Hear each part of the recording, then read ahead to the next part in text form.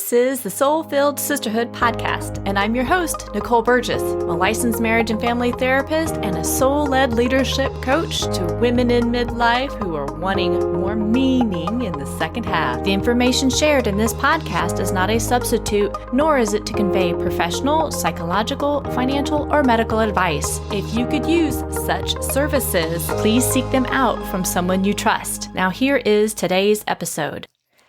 Episode 139. Do you have a loud inner critic? You know, that voice inside your head that is nonstop and beats you up because you mess up or things aren't perfect or tells you not to assert yourself and ask for what you need? You're not alone. There are many women in midlife who struggle with this. But if you head over to today's show notes, you can download your own guide in turning your inner critic into your inner guide in 4 steps. Now here is today's episode. Well, welcome, sisters. Oh, I am excited about this next conversation. My guest today is Jennifer Walken, and she is a PhD, but she's really more commonly called Dr. Jen. She is a New York City-based licensed clinical neuropsychologist, a writer, speaker, and mental health advocate. She runs a private practice with an appreciation that our mind, body, brain, and spirit are intimately intertwined and impacted upon by one another. I totally agree with her on that. She draws from such tools as cognitive behavioral therapy, mindfulness-based techniques, the creative arts, including music, and biofeedback training. She is currently pursuing her master's in creative writing with a poetry focus. Dr. Jen writes poetry inspired by the brain. She likes to call this neuropoetry. She drinks iced coffee all year long, plays guitar, and swoons from any note of a folk song. She loves writing for and being with her Instagram community. And I'm going to give you all of her social media links, ladies, at the end of the show here, so we'll talk about that. But today, part of why I have Jen on is because I want to talk about her new book. It's called Quick Calm: Easy Meditations to Short-Circuit Stress Using Mindfulness and Neuroscience. So thank you so much for being on today, Jen. I'm so grateful to be here with you in community with you and speaking to your community, of course. This is so exciting. Well, my typical question for most of the people that I interview who have written a book is, why did you write this book? Well, I can pretend that I haven't been asked that before. Well, each time it's interesting. I've been asked that many times, but each time I love to do it off the cuff. So it's unscripted.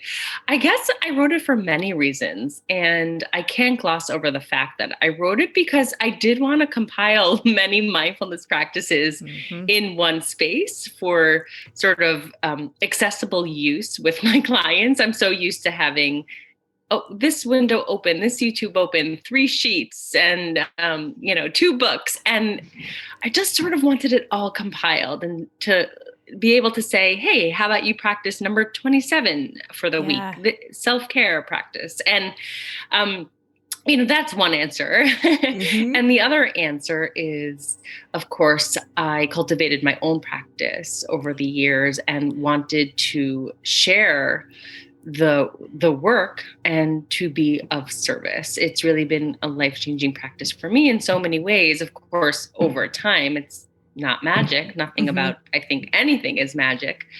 And I wanted to be of service, and it just felt aligned and like the right time. And I am blessed that it's out in the world. And I think that's the expectation I have for it. And I know we're not supposed to have expectations. The expectation I have is, may it be of service, rather than the wish. I should say, rather the wish that I have for it is that it be of service. Beautiful. And what you just said too really leads me into my next question for you is, as I was going through this book, it looked like you had picked a lot of various exercises, techniques from just a variety of traditions. So how did you end up deciding on these specific exercises, techniques to put in this book? I know you were saying, well, I've got it from multiple books and pages and this and that. So how did you come up with this?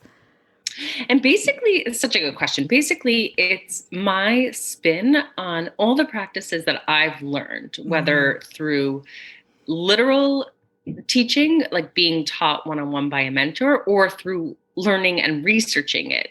So I chose what worked for me. I wouldn't purport to give over any information to anyone to try that I haven't already tried myself. And so, I think at the core of these practices is that it's applicable as adjunctive psychological intervention, right? And it's stripped essentially of its philosophical and religious underpinnings and has been shown to impact our mental wellness. Yeah.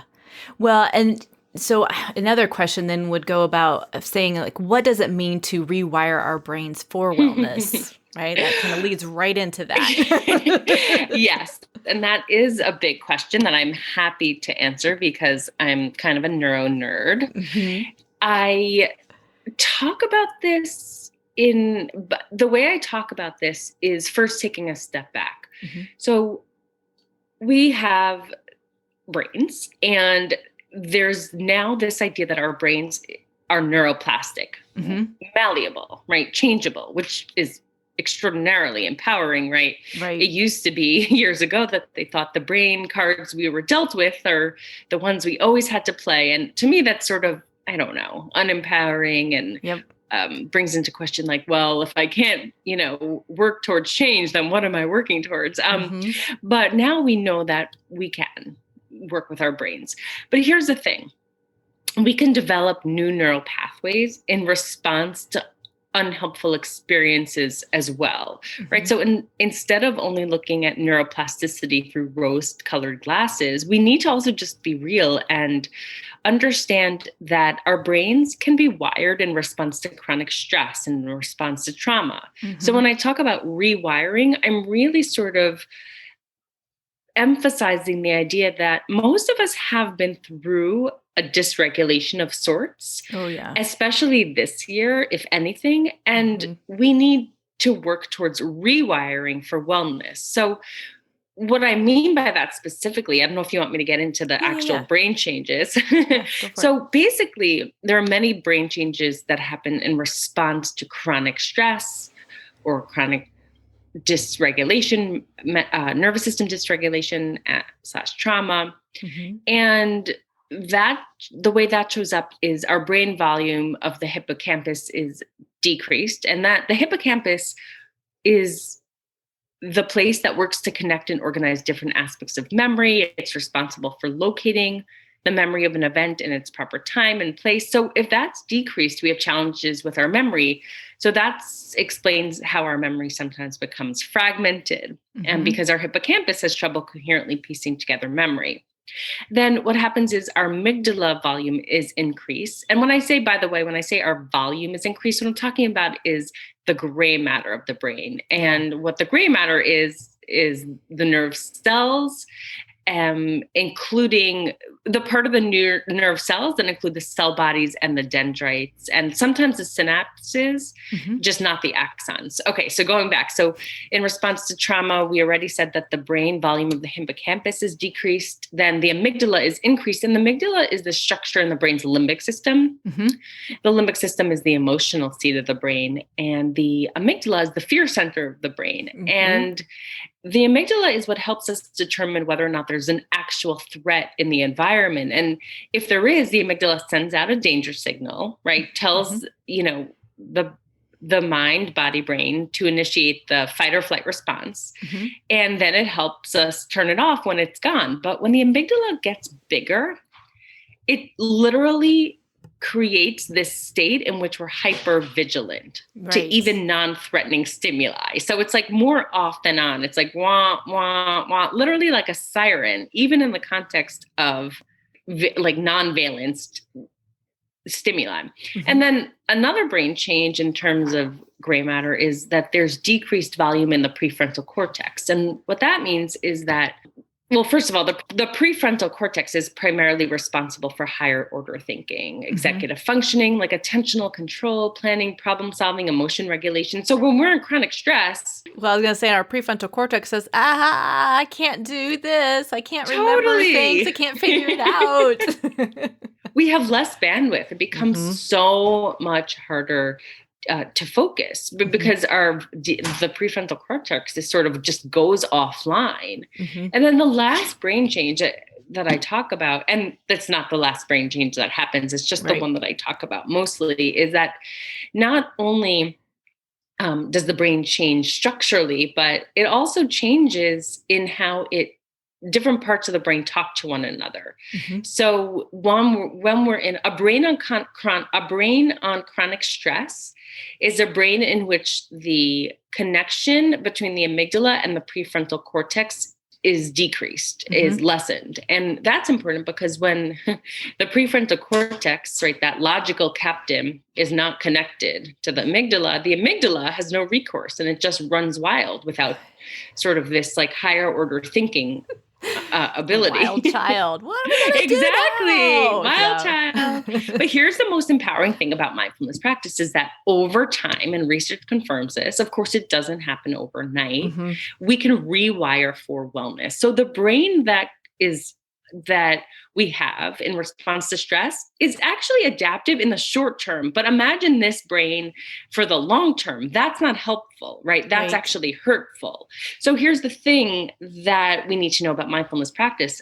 And again, super empowering. And the idea of neuroplasticity ties us all in that when we practice over time, our amygdala shrinks, our hippocampus grows, our prefrontal cortex grows, and the connection between the amygdala and the prefrontal cortex is strengthened. Yeah.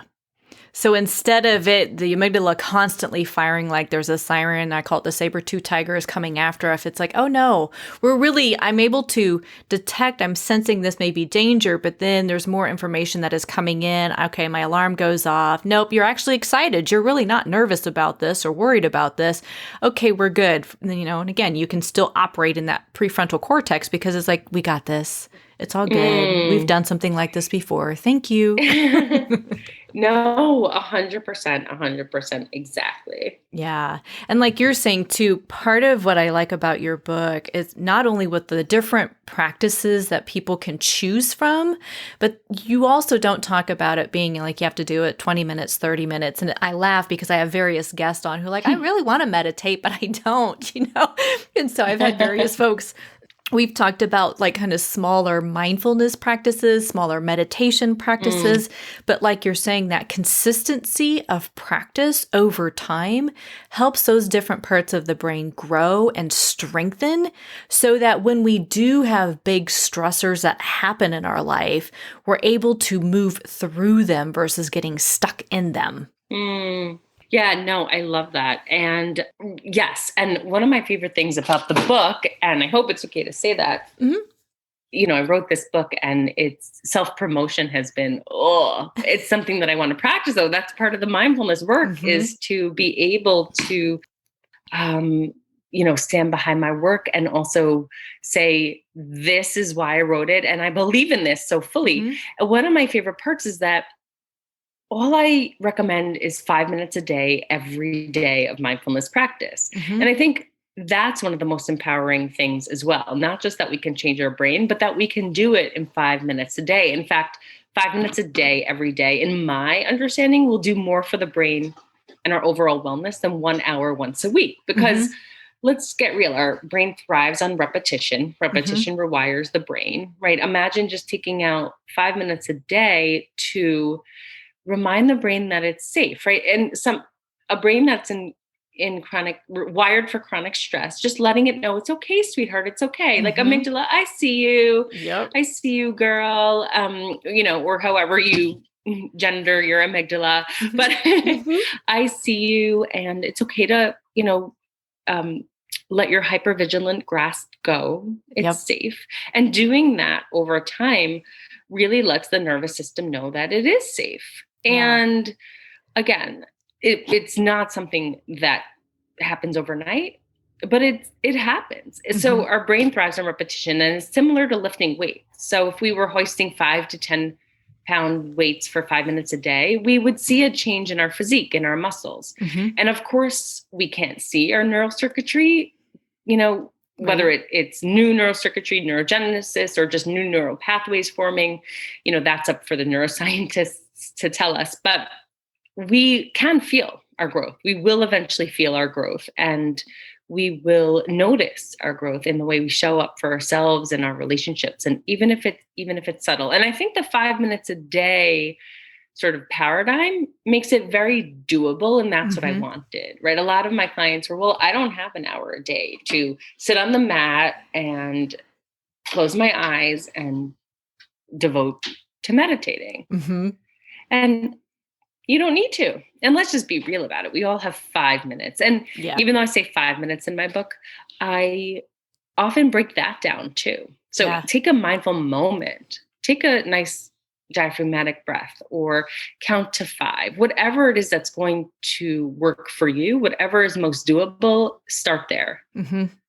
Yeah, absolutely. And I think you've touched upon it too. And I know I kind of talked about this on previous episodes, but it's when we practice this daily, and you even talk about just some normal everyday activities, right? Whether you're washing the dishes, you're going to bed, things that we do often when we're in those moments that, again, growing the different parts of the brain, stress is inevitable, right? I mean, we're going to have things that come out of the blue. And when you're practicing this consistently, daily, it doesn't literally throw you off as much. You may have a moment of like, oh my gosh, right? There may be a shock value. There may be a disappointment, whatever may come up. But that could be more of the fleeting versus the ongoing. And like you said, this pandemic has really impacted so many people. And it's being able to say, okay, so where do I choose to put my focus right now? If I don't have control over something else, what do I have control over? And this is one thing that I can keep coming back into the moment and practice that. So eloquent and really spot on in terms of what I was going for. Yeah.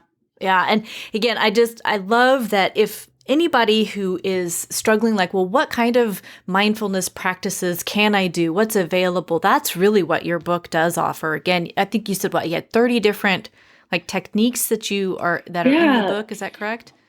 30 different practices. And again, one of the main tenets of the book is that I set forth the idea that how we practice is varied, right? So we don't only have to practice formally, which is like on the cushion or on the mat, taking time out specifically. We can practice more informally, and then we can practice in a way in which we live more mindfully. And what I mean about informal practice is that mindfulness doesn't have to be reserved for the cushion. In fact, practicing informally means you don't need to be sitting somewhere specific to stay non-judgmentally present to every sensation as it unfolds, right? We can rest in mindful awareness at any time of day, no matter what we're doing. We can wash dishes and be mindful, right?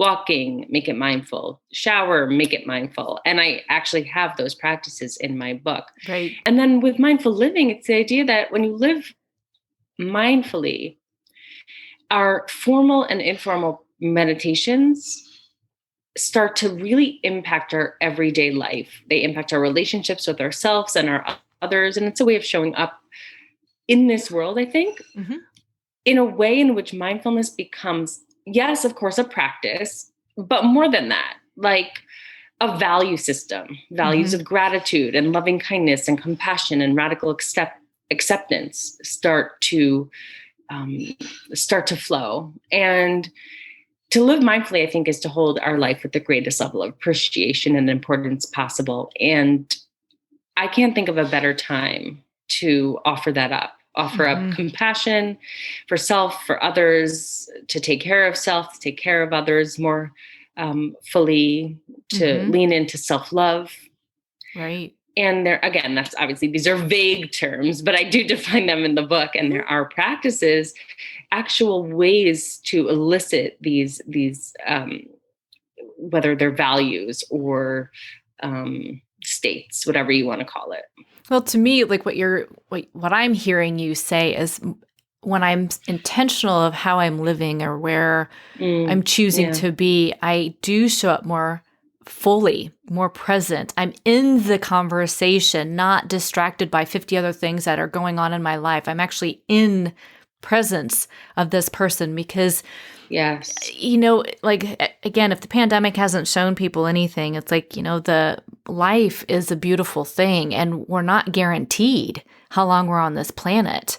And so the more I can be present with the person that I'm having a conversation with, or in the moment that I'm doing whatever task it is, because that next moment is not guaranteed, it's like that becomes my driving force. That makes life more fulfilling and meaningful because I'm not scattered in 20 different ways in my mind. I'm in the moment. When you're saying, we're more compassionate, we're more kind to others and ourselves. It's like it's like this deep growing of such an appreciation. And it was beautifully said that, where you're saying just like appreciating so much more. And I don't think we can actually have enough of that in our life. Yeah, I really love that word intentional, right? Showing up more on purpose with intentionality, right? Deliberateness, all the synonyms. I really love that. And I think when we do that, we are more awake to the beauty of life and we can savor it. And that doesn't mean that life only becomes joyful, right? That life all of a sudden magically becomes rah-rah all the time and strawberries and lollipops and candies. It's not about that. It's about how do we tackle the ebbs and flows, and what lens are we looking through? Right.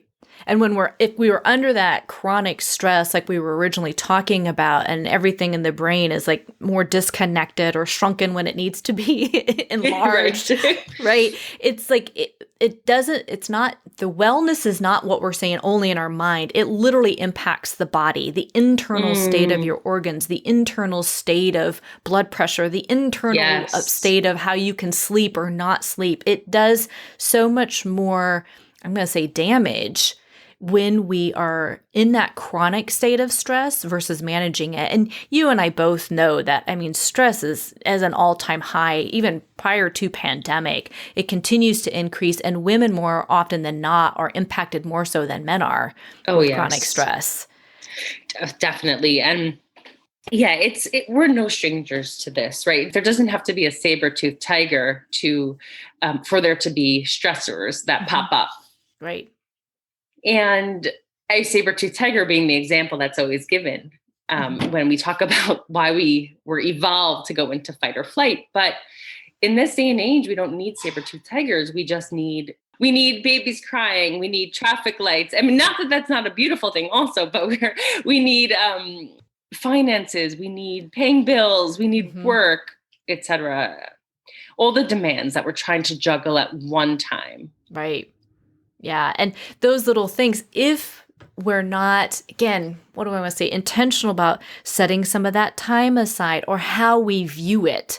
So it's like, oh man, I've got to do budgeting again. I've got to write out the checks again. We're going to have another conflict about our family, money again. If I'm coming in with that mindset already, there's my stress level has just been hijacked. Exactly. Versus, like, hey, I don't know how this conversation is going to unfold. I'm going to look at the information in front of me and keep this dialogue open to the best of my ability. And then we can talk about it in maybe smaller segments so that it doesn't, we're not like doing this for hours at a time where we do escalate into a conflict. 100%. And then also you can practice more mindful listening to each other. But even not only that, let's just go back to actually doing the bills. Like, what if we didn't even have to take a time away from the bills? What if we could literally I know this is a tall order.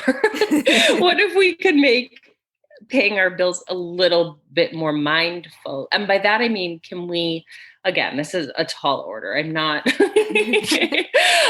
saying this is easy, but can we at least show up with a little bit more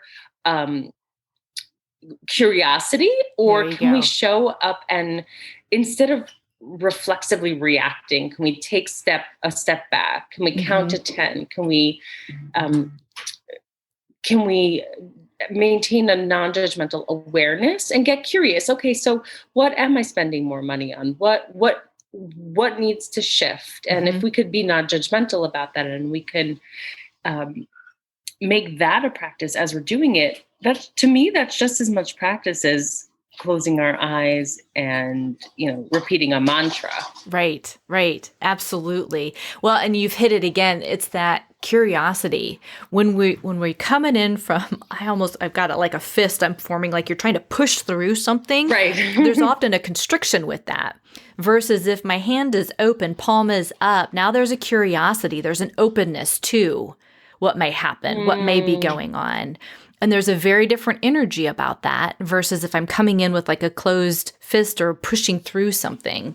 That's one of my favorite metaphors. I love that. And often I'll actually say literally to people, see if you can, when we are doing more formal practice, see if you can uncurl your fists into separate fingers, because we often do clench, right? Both literally and figuratively. We come in sort of with clenched fists. And you're right. I think it's about,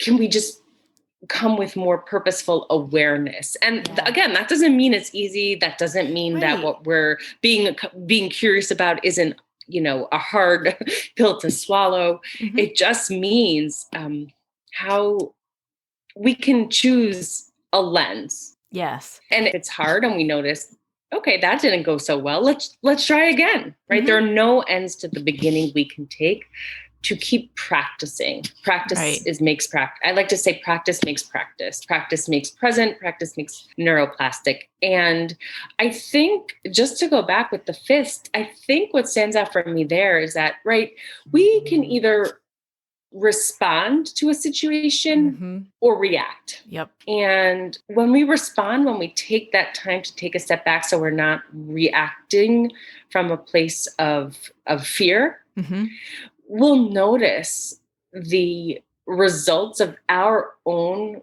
we'll notice that the way we showed up in a situation has benefits. The way that we show up, it's almost like this, what I'm getting is this like sounding board, like reverberation. Reverberation is the word I was looking for. Like things will reverberate back to us the way we approach it.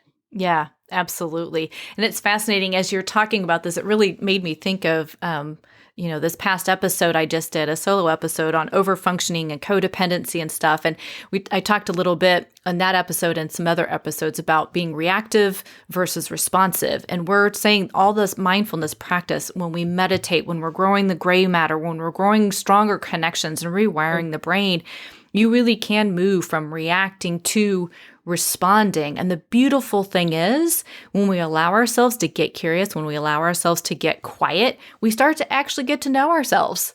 And so if we are often what I call jumping the fence or jumping the lane and trying to be everything for everybody else and tell everybody else what to do versus ourselves, it's like, here's the space for you to be able to get curious about you.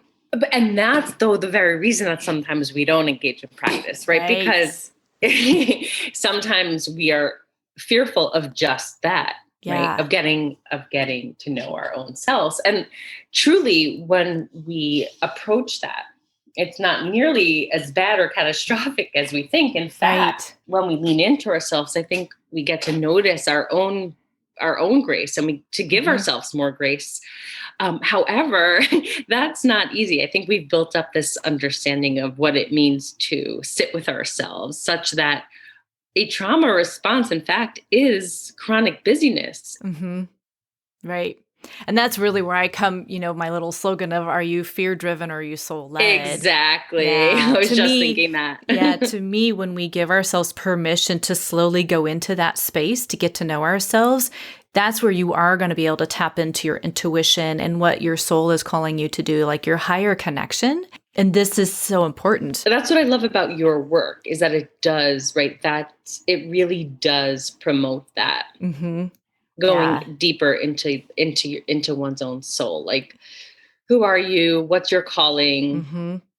And I think one of the ways that we can get there, a conduit towards that, is mindfulness practice. Absolutely. Absolutely. Because again, we've been talking about today, and again, the practices in your book, it's raising that awareness. It's raising that presence. It's raising that curiosity. And that's, again, I think so often women are disconnected from themselves. It's like, if I work with those who are like really stressed out or overwhelmed, it's like, well, I've got your head. Let's see if we can tap into your body now. And it's trying to reconnect those two parts. And that's also, I think, what your exercises and your practices in here, I'm tapping your book, you can't see that, but I'm tapping your book, are able to bring about, those things for women, is helping them just grow that and say, you're not as scary as you deem yourself to be. You're just really not. Yeah. Beautiful, beautiful woman, and it's empower yourself. I love that. It makes me think of the idea that part of mindfulness is unraveling ourselves from the stories we tell about ourselves. Yep.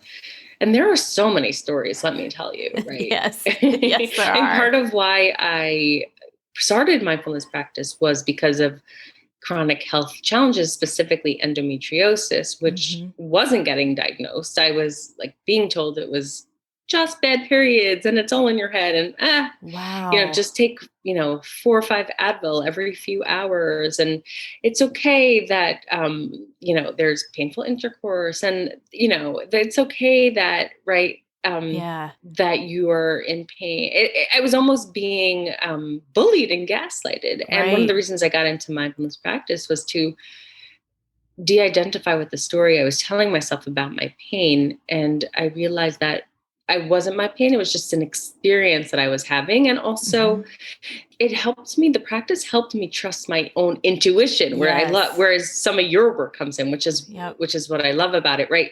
I tapped into my intuition, where I realized and had this felt sense of, no, that something is really going on here, right? I mean, yes, stress and anxiety and all that we could exacerbate, and mind, what we're talking about, mind and body and brain are inextricably intertwined. Yes, if I'm stressed, I'm going to be more clenched, and so therefore, however, at the core, what I was going through was excruciatingly real. Correct. And I even now have the pathology from the surgeon to prove it, right? So I think what helped me be my own best advocate over the years was, even in the face of being told, oh, just bad periods, or, oh, you have infertility issues, just just because some women do, right? And I trusted my intuition, and I think mindfulness practice gave me my intuition back. And finally, I got a diagnosis 25 years later, believe it or not. I got a diagnosis and had surgery, and lo and behold, the pathology checked out. It was endometriosis, more than they even imagined. And it was just so validating. Yeah. Not that I needed that to validate me, but let me tell you, when that pathology report came back, I felt so seen, but mostly seen by myself, because it was my practice. Yeah. Validated your intuitive hits. Yes, and your body's talking to you. Yes. Exactly. You got it. And it really, amplified my admiration for mindfulness practice overall. Yeah. And anytime we do get the validation, like, okay, my intuitive hits, my body is speaking to me, it's spot on, then we continue to build the trust in that. You didn't need that as a person, the validation, but it was more like, no, this is me trusting me more, and I'm not going to stop trusting me. Love that. Yes, exactly. Yeah. Well, I know you and I can talk more about this, but I want to kind of switch just a little bit, because I want to be mindful of our time as well. And I'm curious for you, Jen, who has been someone that has inspired you, or whether that's a current somebody or somebody's, or somebody in the past that has really inspired you? Yeah. I mean, it's so cliche. However, I'm going to go with cliche. Cliche is cliche for a reason, but I feel really blessed. I think having the parenting that is necessary is so formative. So I'm going to say my mom. She's the daughter of immigrants and Holocaust survivors. Wow. And they came here with nothing. My grandparents met actually in a displacement camp. They were both in, camps. And my Nana was actually pregnant with my mom on the boat to Ellis Island. And then my mom they had nothing when they came here. Then my mom was born, and, it wasn't easy being first generation American, and my grandparents had to start all over. Yep. And she decided she wanted to give back, and she got her BA and then master's and then above master's. And then she decided to help serve a lot of underserved communities. And it's so funny that you're asking me this. Well, not funny, because life happens like that. Because even just yesterday, a lot of her students, and she worked in East New York as a public school teacher for years and years and years. And a lot of her students have tried to reach out to her over the years to tell her how formative her teaching has been. And yesterday, one of her students found my sister and I online. They were trying to search for my mom, and they somehow sleuthed enough to find us and say, excuse me if you're not, but are you, was your mom a teacher at so-and-so public school? Please let her know that even 20 years later, we think of her and how formative she was. And oh my gosh. I know. It's really, really extraordinary. I mean, I was just blown away.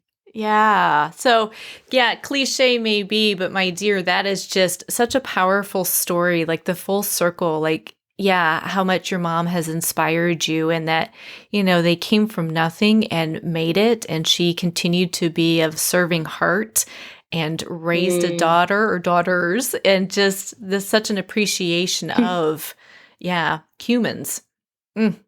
Yes. I love that. Right. I mean, you can go any which way with your life and career, and she chose to be of service. So, she could have taught in so many schools and in so many ways. And she decided to literally go into communities where resources were super scarce.